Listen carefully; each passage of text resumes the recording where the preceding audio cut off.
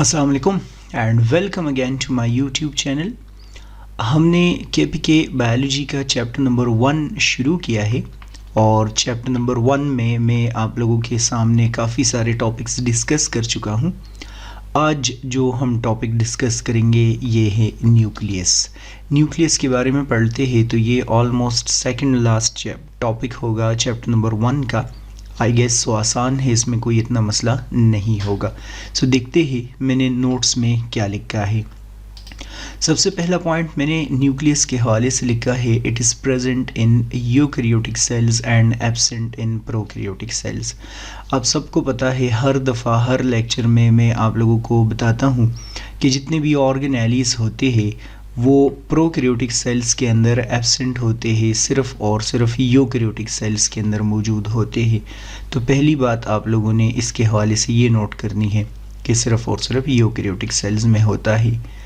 Eukaryotic cells में भी अगर देखा जाए, स्पेशली एनिमल सेल्स के अंदर देखा जाए तो ये सेंटर में पाया जाता है।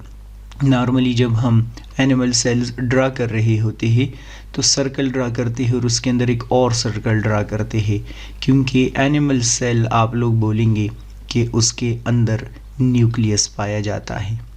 जब हम मसल सेल की बात करते हैं तो आप लोग डिस्कस करेंगे कि ज़रूरी नहीं है कि उसके सेंटर में हो। असल में मसल सेल आगे जाके हम डिस्कस करते हैं कि उसके अंदर सेवरल न्यूक्लियाई होते हैं, तो सेवरल न्यूक्लियाई होने की वजह से वो सेंटर में मौजूद नहीं होंगे, डिस्पर्स होंगे इन द साइटोप्लाज्म।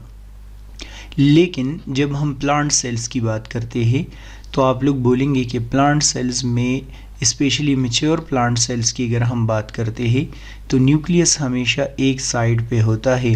इस वजह से एक साइड पे होता है, 9th क्लास से आप लोग पढ़ते आ रहे हैं, क्योंकि जो लार्ज वैक्यूल होता है वो उसको एक साइड पे क्या कर देता है, पुश कर देता है। सो ये लार्ज वैक्यूल आप लोग देख रहे हैं और ये न्यूक्लियस देख रहे हैं। वैक्यूल ने न्यूक्लियस को एक साइड पे क्या कर दिया है, पुश कर दिया है।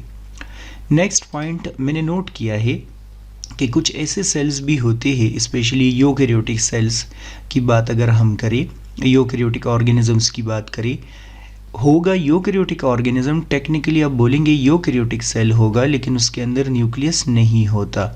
फॉर एग्जांपल अगर हम मैच्योर रेड ब्लड सेल की बात कर लेते हैं या सीयू ट्यूब सेल्स की बात कर लेते हैं। मैच्योर रेड ब्लड सेल्स आप लोगों को ऑलरेडी पता है कि ह्यूमन में होते हैं, एनिमल्स में होते हैं, और सीयू ट्यूब सेल्स अगर आप लोगों को नहीं पता तो ये प्लांट्स में जो फ्लोएम होता है उसके सेल्स होते हैं। ये दोनों ए न्यूक्लिएटेड सेल्स है। ए न्यूक्लिएटेड का मतलब होता है कि इन दोनों में न्यूक्लियस नहीं होता। ये बात आप लोगों ने याद रखनी है कि यंग रेड ब्लड सेल्स में न्यूक्लियस होता है, मैच्योर रेड ब्लड सेल्स में आप लोग डिस्कस करेंगे कि न्यूक्लियस एब्सेंट होता है। सो जब भी न्यूक्लियस एब्सेंट हो किसी सेल में हम उसको ए न्यूक्लिएटेड बोलेंगे। आगे मैंने नोट किया है कि cells that contain one nucleus are called mononucleated. Normally अभी तक जो हम पढ़ते आ रहे हैं वो मोनोन्यूक्लिएटेड सेल्स ही है। फॉर एग्जांपल आप लोग बोलेंगे एपिथेलियल सेल्स होंगे एंड सो ऑन। ये नॉर्मली क्या होते हैं, मोनोन्यूक्लिएटेड। मोनो का मतलब होता है वन, न्यूक्लियस इसमें पाया जाता है। Skeletal muscles in animal body are multi nucleated. ऊपर मैंने आप लोगों को अभी बताया भी है, ये बात आप लोग इसके ऊपर स्टार लगा ली, ये बहुत ज़्यादा ज़रूरी है कि स्केलेटल मसल्स जो होते हैं वो मल्टी न्यूक्लिएटेड होते हैं। मसल सेल आप लोग डिस्कस करेंगे बाद में डिटेल में, सेकेंड ईयर में आप लोग इसको पढ़ेंगे, सपोर्ट इन मूवमेंट जब चैप्टर होगा। तो एक मसल सेल के अंदर न्यूक्लियाई बहुत ज़्यादा होती है और जब बहुत ज़्यादा न्यूक्लियाई होंगे तो ऐसे सेल को हम मल्टी न्यूक्लिएटेड भी बोलते हैं। वैसे मल्टी न्यूक्लिएटेड सेल एक और भी होता है और ये अभी आप लोगों ने नहीं पढ़ा, ये बोन्स के साथ एसोसिएटेड होता है। ऐसे सेल्स को हम बोलते हैं ऑस्टियोक्लास्ट। ऑस्टियोक्लास्ट आप लोग बोलेंगे कि ये भी मल्टी न्यूक्लिएटेड होते हैं। नेक्स्ट पॉइंट मैंने नोट किया है, न्यूक्लियस सबसे पहले डिस्कवर किया था किसने, 1831 में रॉबर्ट ब्राउन ने। अगर आप लोग जो लेक्चर नंबर 1 है सेल थ्योरी वाला वो देख ले तो आप लोग डिस्कस करेंगे कि रॉबर्ट हुक ने जिन सेल्स के बारे में डिस्कस किया था तो उन्होंने जो सेल्स बताए थे वो खाली स्पेसेस थे, एम्प्टी स्पेसेस थे। लेकिन रॉबर्ट ब्राउन ने कहा नहीं कि एम्प्टी स्पेस नहीं है उसके अंदर, तो कुछ और स्ट्रक्चर मौजूद होता है। सो न्यूक्लियस 1831 में रॉबर्ट ब्राउन ने डिस्कवर किया था, ये आप लोगों के लिए ज़रूरी है। नेक्स्ट पॉइंट मैंने नोट किया है, relative to other parts it appears more darker in microscope। जाहिर सी बात है कि जब हम इसको माइक्रोस्कोप के अंदर देखेंगे तो इसको स्टेन करना पड़ेगा। सो आप लोगों की बुक में डिस्कस किया है कि जब हम इसको स्टेन करते हैं तो स्टेनिंग के बाद ये थोड़ा सा ज़्यादा डार्कर नज़र आ रहा होता है। ज़्यादा डार्क मीन इसका मतलब हो गया कि ये ज़्यादा स्टेन क्या कर रहा होता है, एब्जॉर्ब कर रहा होता है। इस वजह से इसका जो अपीयरेंस है वो थोड़ा सा डिफरेंट होता है। नेक्स्ट पॉइंट मैंने नोट किया है न्यूक्लियस के स्ट्रक्चर के हवाले से, क्या typical nucleus is composed of nuclear envelope, nucleoplasm, nucleoli और क्रोमैटिन। ये आप लोग बोल सकते हैं, आप लोगों की बुक के अकॉर्डिंग न्यूक्लियस के 4 डिफरेंट पार्ट्स होते हैं जो कि हमने डिटेल में डिस्कस करने हैं। हर एक पे हमने अलग अलग डिस्कशन करनी है। सो सबसे पहले हम ऐसा करते हैं, न्यूक्लियर एनवेलप के बारे में पढ़ लेते हैं कि ये क्या होता है, कहाँ होता है and so on. Nuclear envelope के बारे में मैंने पहला पॉइंट लिखा है कि ये एक डबल मेम्ब्रेन बाउंडेड लेयर होता है। आगे मैं डायग्राम दिखाऊंगा आप लोगों को एंड पे, लेकिन जब आप लोग न्यूक्लियस देखते हैं सो न्यूक्लियस ऐसे बिल्कुल आप लोग सिंपल सर्कल नहीं बना सकते, बाकायदा आप लोगों को एक डबल मेम्ब्रेन बाउंडेड स्ट्रक्चर बनाना होगा, मतलब कि 2 मेम्ब्रेन्स जिसके हो। तो इन दोनों मेम्ब्रेन को कंबाइन मिला के हम बोलेंगे क्या, न्यूक्लियर एनवेलप, हम इसको नाम देते हैं। मैंने आगे नोट किया है कि both the membranes are composed of lipid bilayer and protein. ये जो आप लोग देख रहे हैं, जो न्यूक्लियर एनवेलप आप लोग देख रहे हैं, 2 मेम्ब्रेन है ना, तो इसके बारे में आपको बता रहे हैं कि ये किस चीज़ से बने हैं। मैंने आप लोगों को पहले भी बताया था कि ये एंडो मेम्ब्रेन सिस्टम का हिस्सा है। एंडो मेम्ब्रेन सिस्टम मीन जितने ऑर्गेनेलीज एक दूसरे के साथ कनेक्टेड होते हैं। सो यही न्यूक्लियर मेम्ब्रेन दोनों के दोनों आप लोग बोलेंगे लिपिड बाइलेयर, इसका मतलब लिपिड से बने होते हैं, और साथ में आप लोग डिस्कस करेंगे कि इसके अंदर प्रोटीन भी मौजूद होते हैं। सेल मेम्ब्रेन से ऑल्दो डिफरेंट है, लेकिन उसके तरह कुछ न कुछ मिलता जुलता मॉलिक्यूल्स की मदद से है। आगे मैंने नोट किया है कि ribosome and cisternae of the endoplasmic reticulum are connected with outer nuclear membrane. मैं आप लोगों को डायग्राम एंड पे दिखाऊंगा, आप लोग नोट करेंगे। ये देख ले, ये आप लोगों को न्यूक्लियस नज़र आ रहा है ना, तो इस न्यूक्लियस के बिल्कुल आखिर वाले जो आउटर मेम्ब्रेन है उसके साथ अगर इन केस आप लोग नोट कर ले तो ये क्या मौजूद है, ये एंडोप्लाज्मिक रेटिकुलम अटैच्ड है, और साथ में आउटर न्यूक्लियर मेम्ब्रेन के साथ अभी आप लोग नोट करेंगे राइबोसोम्स भी अटैच्ड होते हैं, जो कि मैं आप लोगों को डायग्राम में दिखाऊंगा। सिस्टर्नी ऑफ एंडोप्लाज्मिक रेटिकुलम ये वाले हैं और राइबोसोम आउटसाइड पे मौजूद है। Nuclear envelope contains small pores called nuclear pores. जब आप लोग ये न्यूक्लियर एनवेलप देखते हैं तो ये सिंपल ऐसा नहीं है कि हर तरफ से बाउंड होता है, हर तरफ से बंद होता है। आप लोग बोलेंगे इसके अंदर छोटे छोटे पोर्स होते हैं, और इन छोटे छोटे पोर्स को, जो कि मैं डायग्राम में दिखाऊंगा एंड पे, इनको हम न्यूक्लियर पोर्स बोलते हैं। क्या बोलते हैं, न्यूक्लियर पोर्स हम इसको बोलते हैं। ये क्या करते हैं, सो मैंने नोट किया है कि nuclear pores are responsible for exchange of substances between nucleoplasm and cytoplasm. ये जो न्यूक्लियर पोर्स है इसकी मदद से सब्सटेंसेस न्यूक्लियस के इनसाइड भी जाते हैं और न्यूक्लियस के आउटसाइड भी जाते हैं सब्सटेंसेस। अंदर की तरफ जो कंटेंट्स है उसको न्यूक्लियोप्लाज्म बोलते हैं, और आउटसाइड की तरफ जो कंटेंट्स है उसको साइटोप्लाज्म बोलते हैं। सो जो एक्सचेंज ऑफ सब्सटेंसेस होता है बिटवीन न्यूक्लियोप्लाज्म एंड साइटोप्लाज्म, ये न्यूक्लियर पोर्स की मदद से होता है। मैंने नोट किया है कि एक्सचेंज होता कौन सी चीज़ों के है। The exchange includes RNA and ribosomal protein moving from nucleus to cytoplasm, and proteins such as DNA polymerase, carbohydrates, signaling molecules, and moving lipids into the nucleus. ये सिंपल एक जस्ट आइडिया आपको दे रहे हैं कि न्यूक्लियर पोर की मदद से जो एक्सचेंज होता है वो कौन सी चीज़ों का। तो नॉर्मली आरएनए और जो राइबोसोमल प्रोटीन है वो क्या करते हैं, वो बाहर की तरफ जा रहे होते हैं, आप लोग बोलेंगे आउटसाइड की तरफ जा रहे होते हैं। और जो सिग्नलिंग मॉलिक्यूल है, कार्बोहाइड्रेट है या एंजाइम्स वगैरह होते हैं, तो आप लोग बोलेंगे वो अक्सर न्यूक्लियस के इनसाइड न्यूक्लियर पोर की मदद से जाते हैं। ये असल में उनके रोल पे डिपेंड करता है कि उसका रोल क्या होता है। आसान है, यही नोट्स बनाए, आगे भी और भी है, ख़त्म नहीं हुआ, लेकिन सिंपल सा है, मेरे ख्याल में इसमें प्रॉब्लम नहीं होना चाहिए। मैंने आगे न्यूक्लियोप्लाज्म के हवाले से बात करनी है आप लोगों के साथ। सबसे पहला पॉइंट मैंने न्यूक्लियोप्लाज्म के हवाले से लिखा है कि it is semi fluid portion of the cell. जब हम इसको सेल के अंदर या न्यूक्लियस के अंदर इसको देख रहे होते हैं तो ये एक जेल लाइक लिक्विड होता है, न्यूक्लियस के अंदर एक फ्लूइड होता है, लेकिन फ्लूइड पूरे का पूरा फ्लो नहीं कर रहा होता, सम हाउ कोलेडियल सोल्यूशन होता है, आप बोले जेल लाइक सोल्यूशन होता है। दूसरा पॉइंट मैंने लिखा है कि न्यूक्लियोप्लाज्म साइटोप्लाज्म से डिफरेंट होता है। ज़ाहिरी सी बात है कि उससे तो डिफरेंट होगा ही, उसके अंदर डिफरेंट चीज़ें मौजूद होती है। डिफरेंट कैसे है? इसमें बहुत सारे प्रोटीन एंजाइम्स होते हैं, फ्री न्यूक्लियोटाइड्स है जो आरएनए और डीएनए को बनाने के लिए ज़रूरी होते हैं। मेटल आयंस होते हैं, स्पेशली मैग्नीशियम आयन जो राइबोसोम को कंबाइन करते हैं।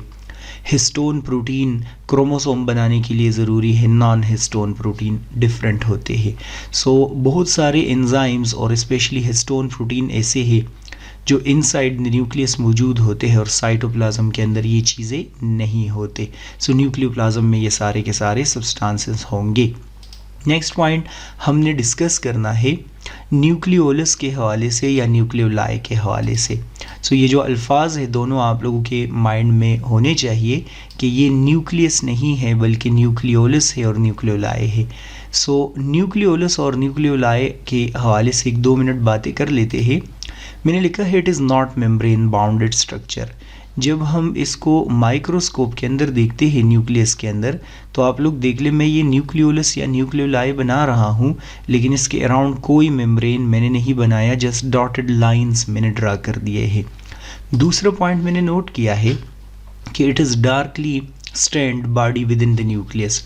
जब हम न्यूक्लियस को स्टेन करते हैं तो ये थोड़ा सा ज़्यादा डार्क नज़र आएगा, ये ज़्यादा प्रोमिनेंट होगा। माइक्रोस्कोप के अंदर हम इसको ईजिली देख सकते हैं। आगे मैंने नोट किया है कि अ सेल कंटेन 1 और मोर न्यूक्लियोलाई।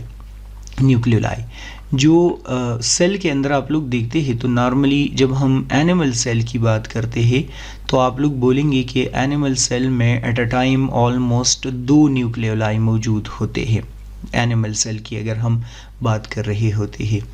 आगे मैंने नोट किया है कि nucleolus appears during cell division. सिर्फ और सिर्फ आप लोग बोलेंगे डिसअपीयर ड्यूरिंग सेल डिवीजन। सिर्फ और सिर्फ आप लोग बोलेंगे कि इंटरफेज में ये हमें नज़र आता है।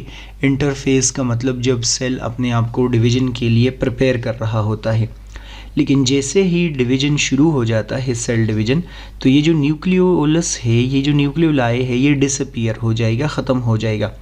वो तो खैर न्यूक्लियर एनवेलप भी आप लोग पढ़ते हैं कि वो भी डिसअपीयर हो जाता है। नेक्स्ट पॉइंट मैंने नोट किया है कि जब हम इस न्यूक्लियोलस को देखते हैं तो इसके 2 रीजन्स हमें नज़र आ रहे होते हैं। इसके 2 हमें डिफरेंट पार्ट्स नज़र आ रहे होते हैं। वो डिफरेंट पार्ट्स हमने डिस्कस करने हैं। जो एक पार्ट है वो है आउटर पेरिफेरल रीजन या ग्रैनुलर रीजन।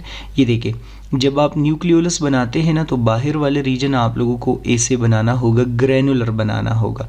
ग्रैनुलर मीन ऐसे छोटे छोटे दाने लाइक स्ट्रक्चर्स उसमें बनाने होंगे, क्योंकि असल में इसमें ग्रैन्यूल्स होते हैं, राइबोसोम के सब यूनिट्स होते हैं।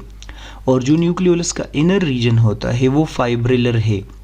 फाइब्रिलर का मतलब फाइबर के फॉर्म में है, तार के फॉर्म में है, थ्रेड के फॉर्म में है, क्योंकि यहाँ पर आप लोग बोलेंगे सर्कुलर डीएनए और सर्कुलर आरएनए मौजूद होता है।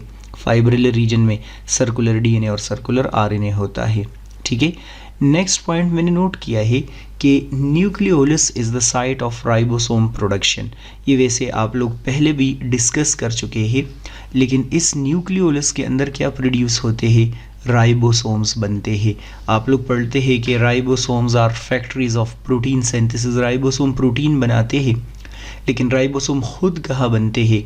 तो आप लोग याद रखेंगे कि ये न्यूक्लियस के अंदर, न्यूक्लियोलस के अंदर बनते हैं। मेरे ख्याल में कि इसमें कोई प्रॉब्लम नहीं होगा। आगे बढ़ते हैं और डिस्कशन हम क्रोमैटिन या क्रोमोसोम के बारे में करते हैं कि क्रोमैटिन क्या होता है, क्रोमोसोम जो कि न्यूक्लियस में हमें नज़र आता है। तो पहला पॉइंट मैंने नोट किया है कि it is thread like structure made of DNA and histone protein. You need to remember कि क्रोमोसोम या क्रोमैटिन की जब आप लोग बात करते हैं यूकेरियोटिक सेल्स में, तो आपको पता होना चाहिए कि यूकेरियोटिक सेल्स का जो क्रोमोसोम होता है या क्रोमैटिन होता है, वो आप लोग बोलेंगे डीएनए एंड हिस्टोन प्रोटीन से बना होता है। जब आप प्रोकैरियोटिक सेल्स की बात करते हैं तो आप बोलेंगे कि उनका सिर्फ और सिर्फ क्रोमोसोम डीएनए से बना होता है। So you need to remember that the chromosome of eukaryotic cell are composed of DNA and histone protein।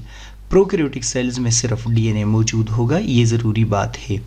आगे मैंने नोट किया है कि during cell division chromatin condenses into chromosome. अब ये हमें नज़र कब आएंगे? सो ये बातें कुछ ज़रूरी है। आप बोलेंगे कि क्रोमैटिन मटेरियल सिर्फ और सिर्फ हमें इंटरफेज़ में नज़र आता है। इंटरफेज़ का मतलब जब रेस्टिंग फेज़ हो, जब सेल अपने आप को डिवीजन के लिए प्रिपेयर कर रहा हो। लेकिन क्रोमोसोम हमें कब नज़र आता है? सेल डिवीजन के दौरान नज़र आ रहा होता है। तभी आप लोगों की बुक में डिस्कस किया है कि during cell division chromatin material से क्या बन जाता है? क्रोमोसोम बन जाता है। कंडेंस होके ये क्रोमोसोम क्या कर लेता है? बना लेता है। आगे मैंने नोट किया है कि chromosomes are large structure and can be seen with light microscope. Chromatin material thread के फॉर्म में होता है। जैसे ही ये कंडेंस हो जाता है तो ये थोड़ा सा थिक हो जाता है, डायमीटर इसका ज़्यादा हो जाता है। जब डायमीटर ज़्यादा होगा तो इससे क्रोमोसोम बन जाते हैं। क्रोमा का मतलब होता है कलर्ड, सोमा का मतलब होता है बॉडी। अब चूंकि ये कंडेंस हो गया है, डायमीटर इसका ज़्यादा हो गया है, तो इस वजह से क्रोमोसोम को हम लाइट माइक्रोस्कोप से देख सकते हैं। हमें लाइट माइक्रोस्कोप की मदद से नज़र आ रहे हैं क्योंकि उसका डायमीटर ज़्यादा होता है। आगे मैंने नोट किया है कि each chromosome has 2 chromatids attached with centromere. ये आपको सेंट्रोमेयर नज़र आ रहा है और ये आपको 2 क्रोमैटिड्स नज़र आ रहे हैं जो कि इस क्रोमोसोम के साथ क्या होते हैं? अटैच्ड होते हैं, कनेक्टेड होते हैं। Centromere is also called primary construction. It is related to movement of chromosome during cell division। ये वैसे क्रोमोसोम का स्ट्रक्चर मैं कभी आप लोगों को डिटेल में समझाऊंगा क्योंकि इसमें बहुत सारी बातें आप लोगों को नहीं पता। इस पार्ट के बारे में बोल रहे हैं कि इसको सेंट्रोमेयर कहा जाता है और सेंट्रोमेयर के साथ साथ इसको प्राइमरी कंस्ट्रक्शन कहा जाता है। इसको असल में प्राइमरी कंस्ट्रक्शन इस वजह से कहा जाता है क्योंकि ये एक नैरो कंस्ट्रक्टेड एरिया होता है जब हम इसको क्रोमोसोम माइक्रोस्कोप में देखते हैं। इसके साथ स्पिंडल फाइबर्स अटैच होंगे, इधर से भी और इधर से भी स्पिंडल फाइबर्स अटैच होंगे। तो चूंकि सेल डिवीजन के दौरान इसका काम होता है ये मूवमेंट ऑफ क्रोमोसोम में हेल्प करना, इस वजह से हम बोलते हैं कि ये सेल डिवीजन में क्या होता है? इन्वॉल्व होता है। आगे मैंने नोट किया है कि centromere has kinetochore protein present on opposite side of the construction. इसी चीज़ की बात कर रहे हैं कि यहाँ पर भी एक प्रोटीन होता है और यहाँ पर भी प्रोटीन होता है और इस प्रोटीन को हम काइनेटोकोर प्रोटीन बोलते हैं। इसी काइनेटोकोर प्रोटीन के साथ हम बोलेंगे काइनेटोकोर स्पिंडल फाइबर्स अटैच होते हैं और वो काइनेटोकोर स्पिंडल फाइबर्स इस क्रोमोसोम को अपोजिट पोल्स में ट्रांसपोर्ट करने में हेल्प कर रहे होते हैं। आगे मैंने नोट किया है कि the inner membrane of nuclear envelope is lined by mesh work of protein called nuclear lamina which provide rigidity to the nucleus. ये वैसे यहाँ के हवाले से तो बात नहीं है लिए क्रोमोसोम के हवाले से, लेकिन अभी मैं डायग्राम में दिखाता हूँ। न्यूक्लियस के अंदर यहाँ पर एक प्रोटीन का नेटवर्क मौजूद होता है ऐसे, ये बुक के अंदर नहीं है, और इस प्रोटीन के नेटवर्क को हम बोलते हैं न्यूक्लियर लैमिना। न्यूक्लियर लैमिना आप लोग बोलेंगे कि समहाउ न्यूक्लियस को क्या प्रोवाइड करता है? सपोर्ट प्रोवाइड करता है। ठीक है, ये आसान सी बातें हैं। फिर कुछ डिप्लॉयड और हैप्लॉयड के हवाले से बातें डिस्कस की है इस पे मैं डिटेल में नहीं जाऊंगा। सबको पता है कि जब क्रोमोसोम पेयर्स में अकर होते हो तो उसको हम डिप्लॉयड बोलते हैं, और जब हाफ क्रोमोसोम हो तो उसको हम क्या बोलते हैं, हैप्लॉयड हम उसको बोलते हैं। जो गेमेट्स होते हैं, गेमेट्स बोलते हैं एग और स्पर्म को, उसमें हमेशा हैप्लॉयड क्रोमोसोम्स होते हैं। जो पेपर के लिए सबसे ज़्यादा ज़रूरी बातें आप लोगों ने याद रखनी है, सबको पता है कि ह्यूमन में 46 क्रोमोसोम्स है। जो ज़रूरी बातें आप लोगों ने याद रखनी है, गार्डन पी में आप लोग मटर में याद रखेंगे 14 क्रोमोसोम्स है, इसके ऊपर स्टार लगा ले। ड्रोसोफिला बहुत ज़्यादा ज़रूरी है, इसमें 8 क्रोमोसोम्स होते हैं, इसके ऊपर स्टार लगा ले। बाकी जो है वो आप लोग सेकंड प्रायोरिटी पे याद रख ले। सो गार्डन पी जो मटर है, और ड्रोसोफिला जिसको हम फ्रूट फ्लाई बोलते हैं, एक इंसेक्ट है, इसके क्रोमोसोम का नंबर आप लोगों को हर हाल में याद होना चाहिए। वैसे कोई इतना ज़्यादा मुश्किल नहीं है, अगर बंदा इसको देख ले तो याद हो जाएगा, आसान है। सो बस हम जो है वो नेक्स्ट लेक्चर डिस्कस करेंगे, और ये डायग्राम आप लोग ज़रा 1 मिनट के लिए देखेंगे।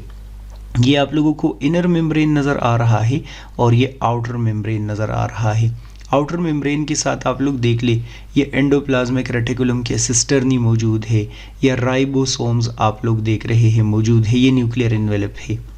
अगर आप लोग न्यूक्लियस के इनसाइड की तरफ देखते हैं तो मैंने यहाँ पर क्या बनाया है, ये थ्रेड लाइक स्ट्रक्चर नज़र आ रहा है आपको। ये thread like structure nuclear lamina है, जो कि इस न्यूक्लियस को सपोर्ट प्रोवाइड कर रहा होता है, जिस तरह साइटोस्केलेटन होता है। ये न्यूक्लियर पोर्स आप लोग देख रहे हैं, जिसकी मदद से एक्सचेंज ऑफ सब्सटेंसेस अकर हो रहा है। ये न्यूक्लियोलस है, जिसका आप लोग बोलेंगे कि कोई स्पेसिफिक मेम्ब्रेन कोई नहीं होता। और यहाँ पर आप लोगों को ये न्यूक्लियोप्लाज्म नज़र आ रहा है, ठीक है। और न्यूक्लियोप्लाज्म के अंदर यहाँ पर इन केस अगर थ्रेड लाइक स्ट्रक्चर बना ले तो ये क्या बन जाएगा, ये आप लोग बोलेंगे कि क्रोमैटिन बन जाएगा, अगर थ्रेड लाइक स्ट्रक्चर हम इसमें बना देते हैं। सो मेरे ख्याल में कि आसान है, सिंपल सा है, इसमें कोई प्रॉब्लम नहीं होगा। लाइक सब्सक्राइब शेयर करना चाहे तो कर दे, और अगर मेरी ऑनलाइन क्लासेस आप लोग लेना चाहे तो आप लोग वो ले सकते हैं। जूम ऐप पे मैं लाइव क्लासेस लूँगा, बस कुछ डिफरेंस ज़्यादा नहीं होता, लेकिन अब थोड़ा सा डिटेल में बन जाता है, क्योंकि वो अपने अंदाज में समझा रहा हूँ। इसमें तो मैंने पॉइंट्स पहले से लिख के है, तो वो मैं समझा रहा हूँ। उसमें लाइक फ्री स्टाइल होता है, तो स्टफ़ उसमें ज़्यादा होता है लर्न करने वाला। बाकी आप लोगों की अपनी मर्ज़ी है। नेक्स्ट वीडियो लेक्चर आप लोग देख लें। गुड बाय, अल्लाह हाफिज़।